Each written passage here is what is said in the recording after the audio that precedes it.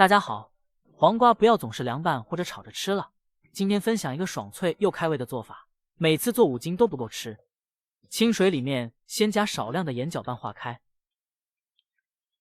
然后把黄瓜放进去浸泡10分钟，这样可以去除残留，吃起来更放心。泡好以后，把黄瓜清洗一下，用盐水洗完以后捞出，再用流动的清水冲洗干净。洗干净的黄瓜放到案板上切头去尾，从中间划开，再一分为4。中间的瓜瓤比较软，可以片下来拌一下吃。全部切好以后，放托盘里，加入1大勺白糖，把黄瓜翻拌均匀腌制一下。最好不要用盐腌黄瓜，那样黄瓜水分流失过多，吃起来没有那么爽脆，而且会越放越咸。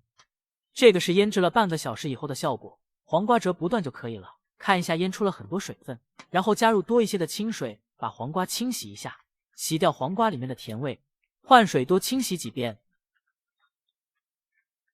然后捞出控干水分，方便下一步腌制。